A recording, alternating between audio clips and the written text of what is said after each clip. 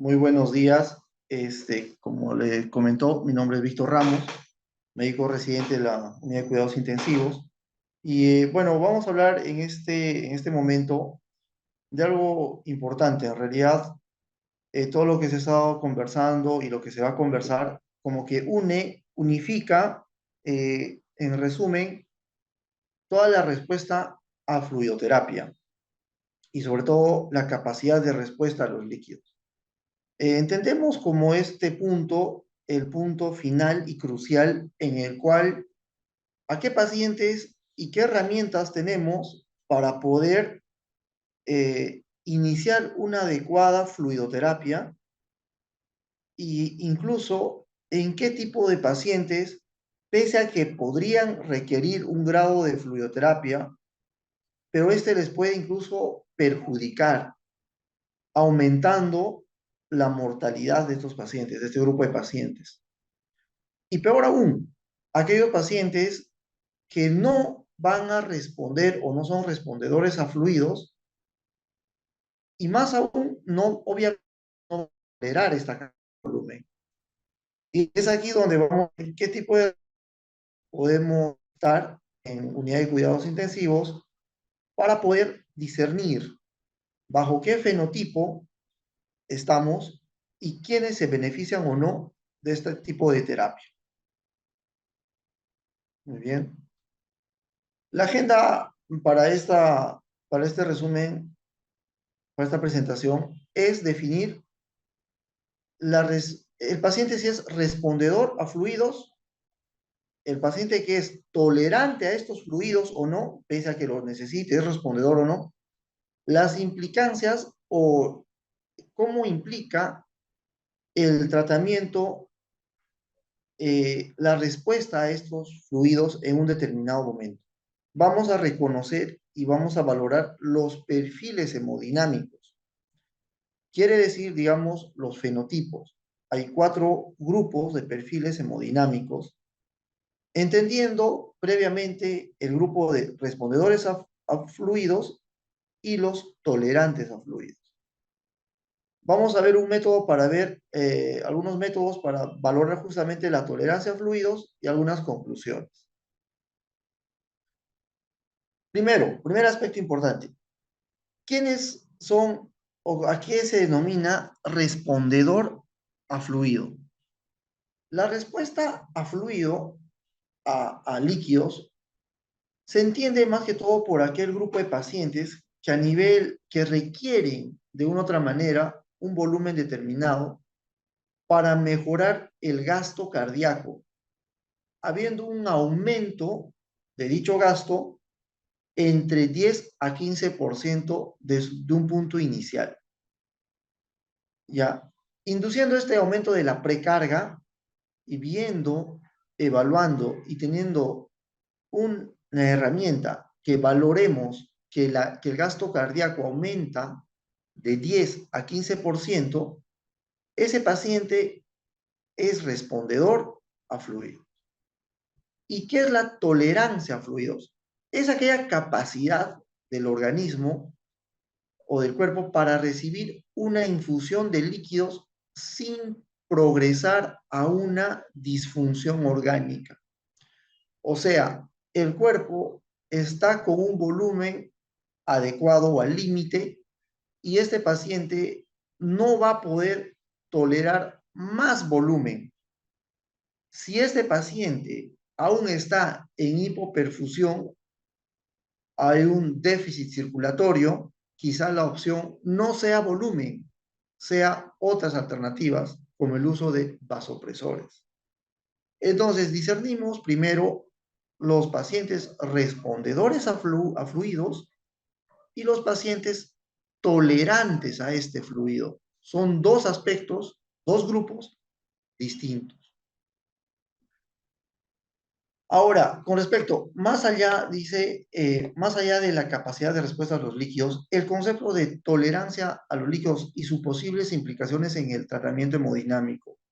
Recordemos que un promedio de, según esta revisión publicada en el JAMA de 2016, habla sobre un 50% de los pacientes que están en la UCI eh, tienen esta prevalencia de respuesta a fluidos, son respondedores a fluidos. O sea, casi la mitad de los pacientes en una fase aguda, en un shock circulatorio, independientemente del tipo de shock o independientemente, digamos, la falta de precarga que implica esto, un promedio de 50% son respondedores a fluidos. O sea, quiere decir que al 50% vamos a darle fluidos, no. Quizás un porcentaje no lo vaya a tolerar. Y peor aún, ese grupo de pacientes podrían aumentar la mortalidad en ese aspecto. Por lo tanto, la expansión de volumen es la medida inicial más utilizada para optimizar la perfusión tisular en un paciente hemodinámicamente inestable. Esto es verdad, pero ¿qué hay del grupo de pacientes, que suele ser de 10 a 12% de pacientes, que efectivamente necesitan y van a ser respondedores a fluidos, pero no son tolerantes a fluidos?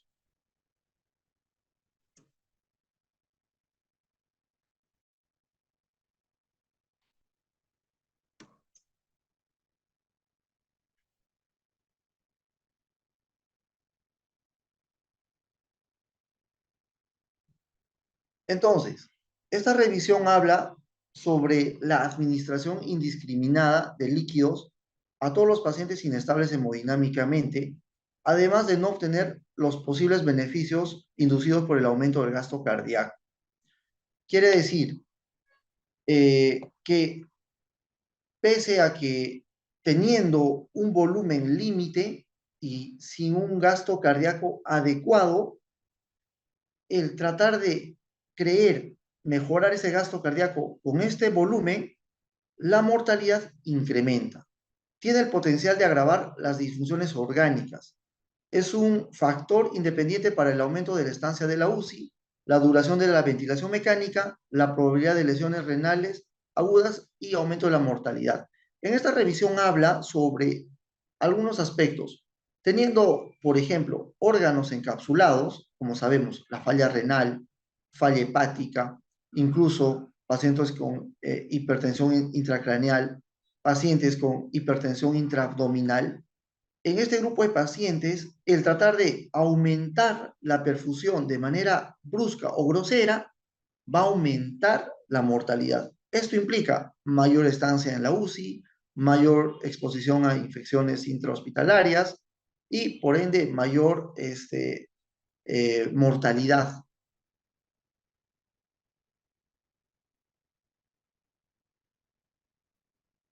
Ahora, asumado a eso, quiero recalcar algunos determinantes para que se dé estas complicaciones. Cuando nosotros eh, brindamos o administramos de manera extrema bastante volumen, hay algunos parámetros que se alteran más aún. Por ejemplo, la disminución en el número de glóbulos rojos, hablando de la hemodilución, va a ser más en aquel paciente no respondedor a fluidos y no tolerante a fluidos. Al querer pretender y darle mayor volumen, existe una hemodilución. Y como sabemos, el delivery, el transporte de oxígeno, el determinante principal, uno de ellos es la hemoglobina.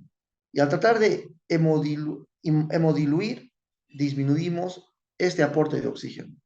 También vamos a ver cuando nos excedemos en fluidos, hay una alteración a nivel del glucocálix o glicocálix a nivel endotelial.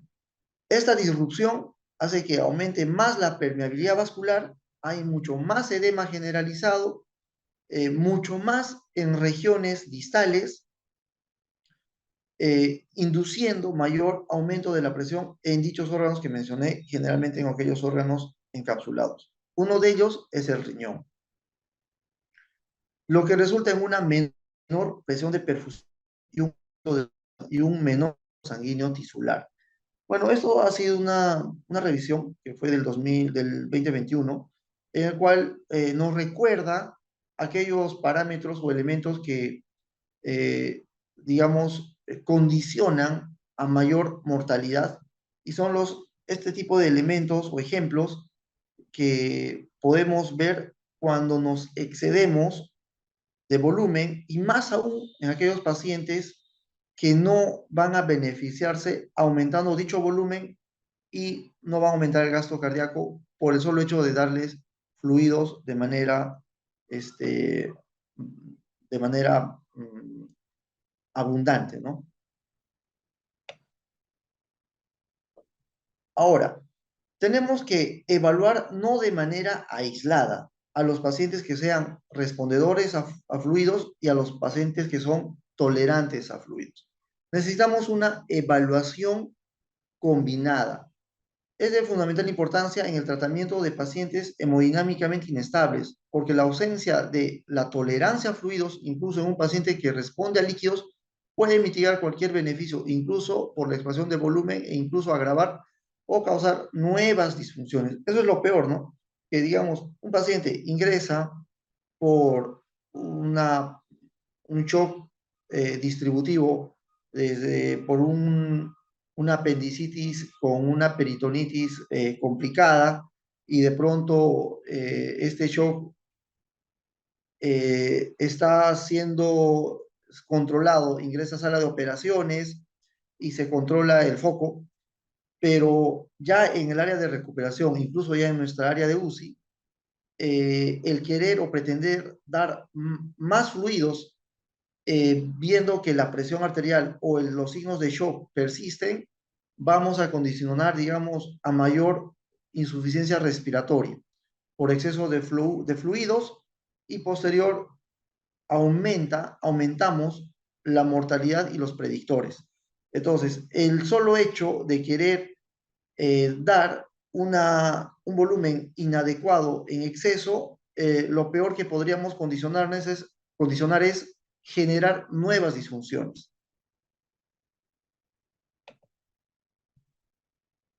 Para ello, hay una combinación de estos dos elementos, de la respuesta a fluidos y tolerancia a fluidos. Existen 4 perfiles hemodinámicos. Estos 4 perfiles son aquel paciente que responde a fluidos y que también va a ser tolerante a fluidos. Es el escenario ideal en el cual dándole fluidoterapia por bolos o viendo la respuesta hemodinámica del paciente, nos va a garantizar que ese fluido que brindamos va a ser adecuado, va a ser efectivo aumentando el gasto cardíaco. El segundo grupo es aquel paciente que no es respondedor a fluidos, pero sí es tolerante a fluidos. ¿Qué quiere decir? O sea, si el paciente no va a responder o no es respondedor a fluidos, pero si se le va a administrar alguna cantidad de volumen, lo va a tolerar sin ningún problema, ¿ya? Tenemos el otro extremo en el cual los respondedores a fluidos no van a ser negativos o ese paciente no es respondedor a fluido, ¿ya? Por ejemplo, aquel paciente que está con sobrecarga hídrica, aquel paciente que ya nos está induciendo a insuficiencia respiratoria, a falla renal, ya tenemos un volumen, digamos, ya copado. Más aún si es la tolerancia a este fluido es ausente, obviamente, ¿no? No es respondedor a fluido, tampoco es tolerante a fluido. Incluso estos pacientes se van a beneficiar si extraemos un volumen determinado, ya sea con diuréticos o con terapia de reemplazo renal de manera corta. En todo caso, el beneficio para poder disminuir la mortalidad es restringiendo y quitando fluidos. Y está aquel paciente que es respondedor a fluidos, pero no es tolerante a estos fluidos. Hablamos del grupo de pacientes que se van a beneficiar aumentando el gasto cardíaco, pero no por la administración de fluidos, sino por la administración o el uso de vasopresores. Y acá tenemos este resumen en el cual vemos el manejo hemodinámico, dependiendo del perfil, es posible individualizar el abordaje terapéutico y la conducta terapéutica de los pacientes. Eh, Entendiendo así la tolerancia y la capacidad de respuesta. Repasamos y vemos. El paciente es, tiene la capacidad, es respondedor a fluidos, sí. ¿Es tolerante a fluidos? Sí. ¿Qué le vamos a dar? Fluidos. ¿El paciente es respondedor a fluidos? No es respondedor a fluidos. ¿Va a tolerar fluidos si se le administrara? Sí. Acá vamos a hacer manejo conservador de líquidos. Acá no va a ser necesario administrarle fluidos o en su defecto ver otra causa, otra alternativa de terapia. ¿El paciente es respondedor a fluidos? No. ¿Va a ser tolerante a líquidos? Obviamente que no. En todo caso, acá vamos a utilizar diuréticos o en su defecto ultrafiltración, terapia de reemplazo renal momentáneo. Ahora, ¿el paciente es respondedor a fluidos? Sí es respondedor. ¿Es tolerante a estos fluidos? No es tolerante. Acá varía. No es tolerante. Quiere decir, si le voy a administrar volumen pensando que con ello va a mejorar la perfusión de tejidos o el gasto cardíaco, va a empeorar la mortalidad. ¿Qué es lo que vamos a usar en vez de fluidos? Uso de vasopresores. Se va a beneficiar de mejorar este parámetro hemodinámico. Sin embargo, hasta acá hemos visto si es respondedor a fluidos o no lo es, si es tolerante o no a fluidos. ¿Es tolerante o no lo es? Tenemos cuatro tipos de grupo de pacientes, fenotipo de pacientes. ¿Cuáles son estos métodos para evaluar la tolerancia a los fluidos? Muy bien. Cabe recalcar que la tolerancia de los líquidos debe evaluarse en los dos compartimentos, derecha e izquierda. Izquierda, considerando las presiones de llenado de las cavidades del lado izquierdo, obviamente, principalmente del ventrículo izquierdo, y el grado de congestión pulmonar que se pueda dar. Y del lado derecho vamos a evaluar las presiones de las cámaras derechas, tanto de ventrículo como de aurícula derecha, y el grado de sobrecarga de líquidos que vamos a ver en el compartimento del sistema venoso sistémico. Ya. Y es así que tenemos algunos parámetros en la UCI. Algunos se consideran medidas estáticas. Existen bastantes parámetros para valorar la respuesta a fluidos, que es tema de otra exposición, pero acá vamos a ver un pequeño algoritmo, ¿ya? Un algoritmo en el cual vamos a ver algunos parámetros, pocos parámetros, y con eso vamos a poder discernir. Estas medidas estáticas, principalmente del lado derecho e izquierdo. Vamos a ver del lado derecho la presión de vena cava y la presión de oclusión de la arteria pulmonar. Si bien es cierto, tiene muchas limitaciones, sobre todo la PVC, por ejemplo, un tiempo atrás ya no se estaba utilizando, ya bajo los conceptos de campaign y todo ello, pero nos vamos dando cuenta que sí es un elemento a tener en cuenta. Está renaciendo nuevamente la utilidad de la presión venosa central. Hace aproximadamente de 3 a 4 años atrás, cada vez va tomando más relevancia. De igual manera, la presión de oclusión de la arteria pulmonar. Si bien es cierto, el sistema de Schwann-Ganz cada vez se va dejando de lado, más que todo por los problemas logísticos que implica y las complicaciones que acarrea, y sobre todo ya que tenemos otros métodos o elementos para monitorizar las respuestas y la tolerancia a fluidos. También cabe recalcar que estos dos parámetros principalmente, sobre todo el PVC, se viene afectado por algunas condiciones que no son exentas de los pacientes que tenemos en unidad de cuidados intensivos. Pacientes con neumotórax, pacientes con taponamiento cardíaco y sobre todo los pacientes con PIB. El PIB de 8 para arriba generalmente implica algún cambio en la relación corazón-pulmón, existe algún sesgo, ¿ya? Pero sin embargo, ¿en qué condiciones nos van a ser útil la respuesta a fluidos? Por ejemplo, si tenemos parámetros límites por la PVC por debajo de 6, este paciente definitivamente ya tenemos un punto a favor de que le va a faltar el polo. Aumenta la probabilidad de que la respuesta a fluidos es positiva. Por otro lado, los valores elevados de PVC, más de 12, o la presión de oclusión de la arteria pulmonar, más de 18, indican también de manera directa que la capacidad de respuesta a fluidos es baja en este grupo de pacientes. Claro está que se va a asociar a mayor edema, congestión pulmonar, falla renal, disfunción hepática, y por ende nos da a entender que este paciente no es tolerante a fluidos. Hasta acá solamente estamos tocando dos medidas estáticas, las cuales sí tenemos a las manos, y posteriormente vamos a ver otras alternativas. Acá está. Lo que sí tenemos a la mano, de manera casi en gran parte de las UCIs, tenemos el sistema de termodilución transpulmonar. Acá vamos a ver la respuesta a fluidos, especialmente en el compartimento izquierdo. Algunas variables importantes son el volumen telediastólico global. Este parámetro es importante y nos da la termodilución transpulmonar.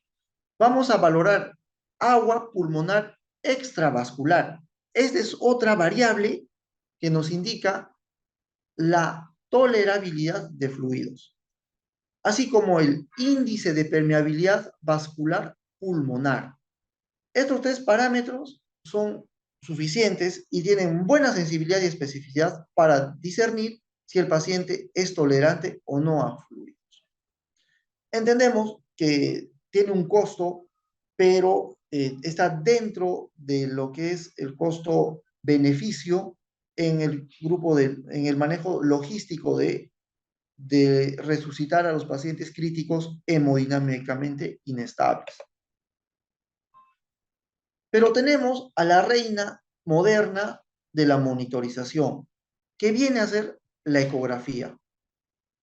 Cada vez es más disponible en áreas críticas, en realidad. La UCI es una de ellas, con el potencial de ampliar algunos parámetros en la evaluación a la tolerancia de fluidos, tanto del lado izquierdo como el derecho.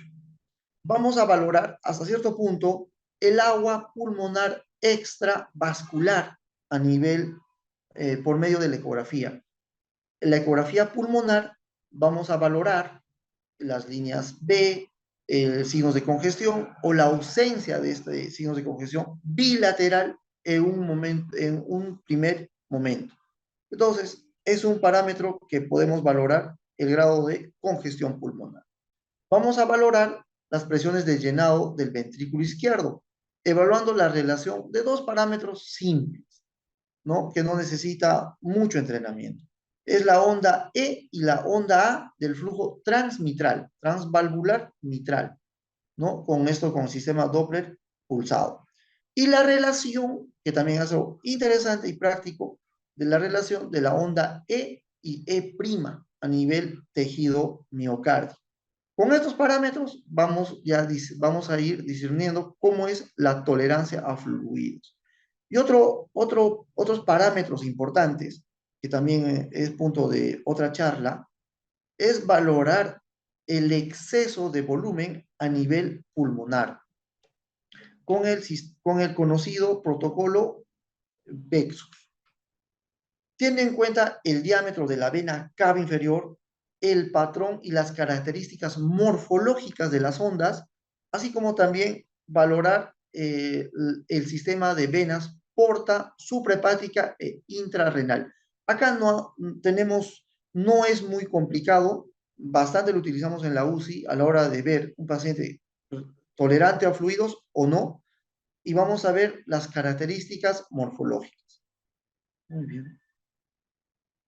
Acá, por ejemplo, acá vamos a ver el sistema, el protocolo Vexus, en el cual, teniendo un punto normal, leve, moderado a severo. Vamos a ver el sistema Doppler hepático a nivel portal hepático o del sistema vena suprahepática también. El sistema porta y el sistema renal. Acá teniendo unas características morfológicas se le va a poder colocar una puntuación, 1, 2 o 3. Entonces, viendo esta característica, se le va a colocar una puntuación determinada. Cabe recalcar, el primer paso es ver la vena cava. Si tenemos una vena cava mayor a 2 centímetros o 20 milímetros, ya nos infiere de que es probable que el paciente esté con sobrecarga. Y vamos a valorar si es leve, moderado o severo. Teniendo como primer punto la vena cava mayor a 2, vamos a ver si tiene alternativas bajas, uno al menos se considera como leve. Si tiene una severa, moderada, si tiene dos severas, es considerado como severa. Entonces ya tenemos una puntuación, más que todo por las características morfológicas, y aquí podemos discernir si el paciente está con sobrecarga o exceso de fluidos. Y acá vamos a catalogarlo como no tolerante a fluidos. Y acá está. Este al final nos resume los valores y los parámetros de las variables que estamos optando del circuito o del compartimento derecho e izquierdo. Y es así como vamos a poder discernir. Nuestro paciente está hemodinámicamente inestable, ¿sí o no? Sí. Al estar nuestro paciente inestable hemodinámicamente, vamos a ver el sistema de fluidos. ¿Este paciente es respondedor a fluidos? No o sí. ¿De qué manera? Vamos a ver la tolerabilidad. Viendo primero,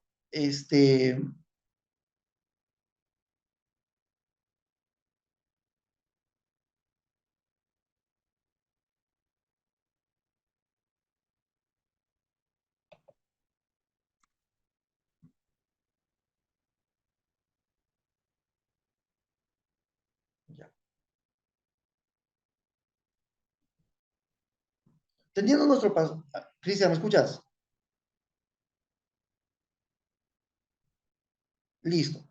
Habiendo valorado en este pequeño algoritmo la inestabilidad hemodinámica, si el paciente es respondedor a fluidos o no, viendo acá una respuesta del gasto cardíaco de más de 10 a 15%, ya sea con la prueba de elevación pasiva de miembros inferiores o los mini retos, o bueno, viendo, digamos, sí de quisin papilar o colapsabilidad del ventrículo izquierdo. Vamos a valorar si es respondedor a fluidos, lo es. Caso contrario, no. De ser respondedor a fluidos, lo que nos va a importar es tolerante a fluidos o no es tolerante a fluidos.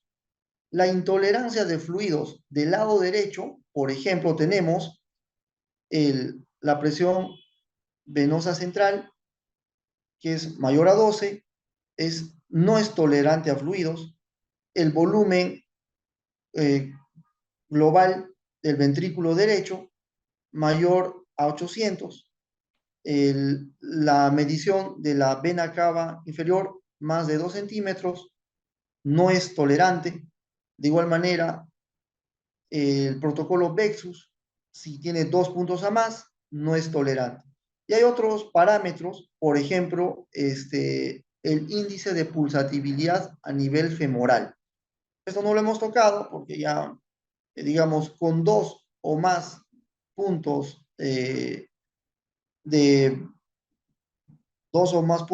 en relación, por ejemplo, a la presión venosa central, al volumen telediastólico global o protocolo Vexus, como paso 1, el diámetro de la vena cava, Con esto ya inferimos de que del lado derecho es intolerante el paciente a fluidos. Y los datos de la intolerancia a fluido del lado izquierdo, vamos a ver, por ejemplo, lo que es el agua pulmonar extravascular como parámetro punto de corte mayor o igual a 10 mililitros por kilogramo de peso, la presión de oclusión de la arteria pulmonar mayor o igual a 18 milímetros de mercurio, y otro punto que es tanto del lado derecho como izquierdo es el volumen telediastólico global mayor a 800, ¿no? Entonces, otro punto a favor es la relación entre las ondas transvalvular mitral de la onda E sobre A mayor a 2. Tampoco, también es un parámetro de intolerancia a fluidos. De igual manera, la relación de la E' del tejido miocárdico mayor a 14, también mayor o igual incluso a 14, es intolerante a fluidos. Esto sumado a la ecografía pulmonar con las ondas o un patrón B en ambos campos, ondas B eh, en ambos campos pulmonares, en más de 2 cuadrantes, nos indica que este paciente es intolerante a fluidos. Al no ser intolerante, vamos a ver patrones, nuestros patrones hemodinámicos, nuestros perfiles, y vamos a poder discernir qué terapia hemodinámica se va a beneficiar el paciente. Bien, como conclusión, la creciente evidencia en pacientes críticamente enfermos de falla circulatoria y aquellos que se van a beneficiar o no de líquidos, entonces es importante estar atento en este grupo de pacientes de quiénes se benefician realmente y quiénes podrían perjudicar. Es importante discernir teniendo las herramientas a la mano en este grupo de pacientes, ¿no? De igual manera, es una responsabilidad y siempre se ha tratado de inculcar esto, de que la terapia de fluidos, ya sea con cristaloides, con eh, soluciones fisiológicas o el elemento que se requiera para utilizar, como cristaloides, etcétera, vienen a ser medicamentos y por ende tenemos que pasar a una dosis adecuada, un volumen adecuado en el momento adecuado.